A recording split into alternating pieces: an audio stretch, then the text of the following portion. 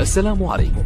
لا تنسوا الاعجاب بالفيديو والاشتراك في القناة تشجيعا لنا لنستمر بنشر المزيد ان شاء الله. السلام عليكم، واش راكم؟ لاباس؟ ان شاء الله تكونوا بخير حبيباتي الغاليات. قبل ما نبداو صلوا وسلموا على النبي عليه افضل الصلاه والسلام. على بالي راح تقولوا هذه واش راح دير لنا بالخبز. كما راكم تلاحظوا انا عندي الخبز نحيتو لبابا. كما راكم تلاحظوا الخبز اللي يقعد لكم ما ياكلوش حنا راح نديرو به لا شابلور رمضان باذن الله تعالى. بلا رمضان يعني نحتاجوه، لازم يكون يابس. خليوه يوم نخرجوه يوم ولا يومين حتى يشيح لنا يبس لنا يولينا حجره. كما هكا تلاحظوا، كما كتلاحظوا في حجره هنا نحطوه فوق الطاجين يتجمر لنا ونرجع لكم. هنا كما تلاحظوا خالياتي الخبز تاعنا حطيناه على الطاجين راهو كي يحمر لنا يتجمر لنا مليح طوري حمار. من بعد هذيك الساعه نرجع لكم باش نديروه مع بعض كيفاه نديروه. انا راح نتبلو بالتوابل، راني ما نديرش لا شابلور تاعنا هكاك يعني كما نقولوا حنا غير نجمرها ونلحيها برك ونديرها في لاكلاص. لا، انا نديرها شي توابل باش كي نديروها في الدجاج ولا نديرو بها الحوت ولا نديرو بها حاجه تجينا بنينه. دوك نكملو هنايا نحمروها ونرجع لكم. هنا البنات كما راكم تلاحظوا بعد ما جمرناه هكا فوق الطاجين كما راكم تلاحظوا راه سخون. نخليوه يبرد شويه على خاطر كي درناه طرانا شويه. كما راكم تلاحظوا كي سخناه فوق الطاجين طرا نخليوه يبس شويه كما راكم تلاحظوا ونروحوا الوقت الصح. كما راكم تلاحظوا هنا غالياتي حنا حنفتوه شويه ونخلوه. هنا راه كي طرانا كي سخناه طرانا شويه هو لازم يكون يابس. هنا نفتوه هكا باش نقدروا من بعد نقدروا نديروه في الروبو. فتوه كامل ونرجع لكم. هنايا راح نرحيو لا شابلور تاعنا كما راكم تلاحظوا غنديرو في الرحايه، نديرو في الميكسور كما راكم تلاحظوا. كل واحد كيف يحب يسميها. هنا كما راكم تلاحظوا ندير هنا في الميكسور نرحيوها مع بعض.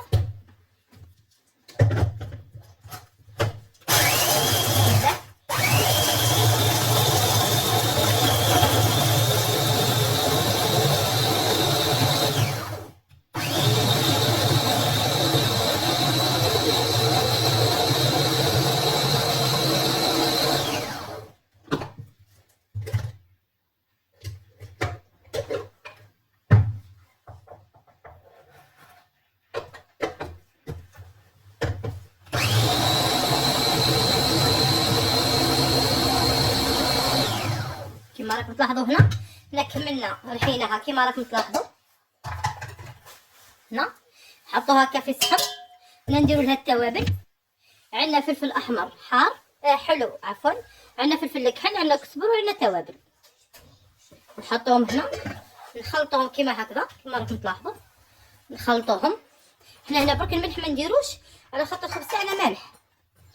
كما راكم تلاحظوا هكا نخلطوهم مع بعض حتى يتخلطوا مليح.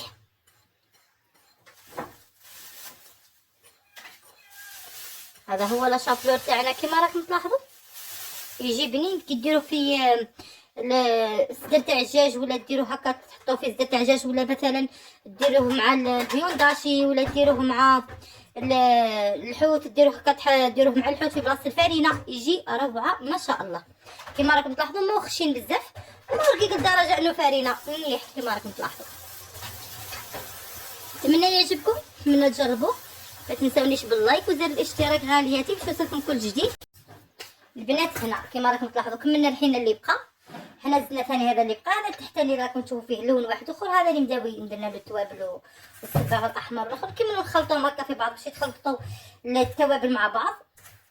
وفلفل اكحل كما راكم تلاحظوا شويه كزبر خلطوها كاملين باش يتخلطوا كامل مع بعضياتهم. نديرو في صينيه هكا وافيه باش نقدروا نخلطوهم مع بعض.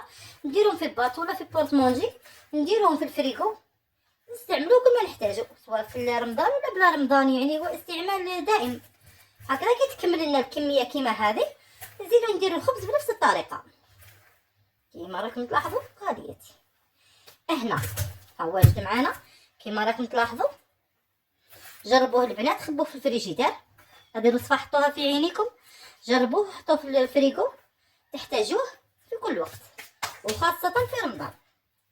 نتمنى يعجبكم ونتمنى تجربوه. متنساونيش باللايك وزر الاشتراك وتفعيل الجرس حبيباتي. فراد الله وليس امرا. وشكرا لكم.